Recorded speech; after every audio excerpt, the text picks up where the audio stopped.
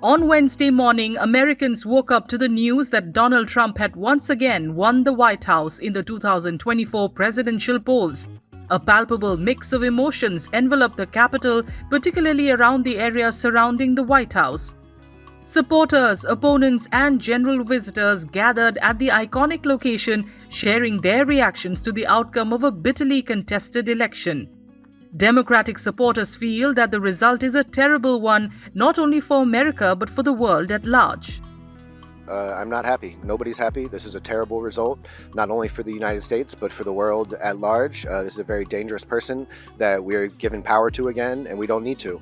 The Democrats made a really bad choice to continue their fealty to Israel and to supporting genocide, and supporting genocide did not work with the American people, and they're seeing the punishment of that. And they made that choice deliberately to appeal to the right wing, to appeal to the centrists, to appeal to the Cheneys and the Republicans, and that has never worked, and they've dragged us further and further to the right, and now we have a really bad result on our hands.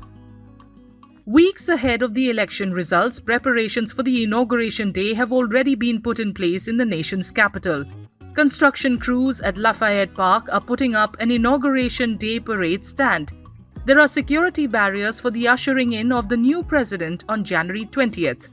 Taking no chances this time, the security has put up large black riot fences and concrete barriers that currently surround parts of Lafayette Park as well as the sidewalks near the White House. Trump supporters are clearly upbeat about the election results and express hope for the future, anticipating positive changes through the new government's developmental policies. I don't think the result is surprising. I think anybody who's been paying attention to at least the middle class and lower middle class in this country for the last 10 years shouldn't be surprised by this turnout. The Democratic Party has used and abused minority groups for decades, and I think they're finally being exposed for that. And Donald Trump was the alternative that we were presented with this year, and I think that minority groups have decided to go with that.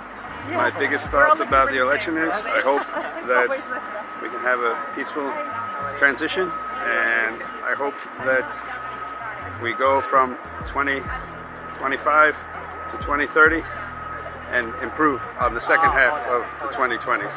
We really have to repair from the pandemic and all of the financial issues, the global wars. I hope that we can all work together to find some happiness and resolve to make things better. Scripting history, Donald Trump, the 78-year-old Republican leader, won the U.S. presidency for a second term in one of the greatest political comebacks in American history, cruising past his Democratic rival Kamala Harris in a bitterly fought election.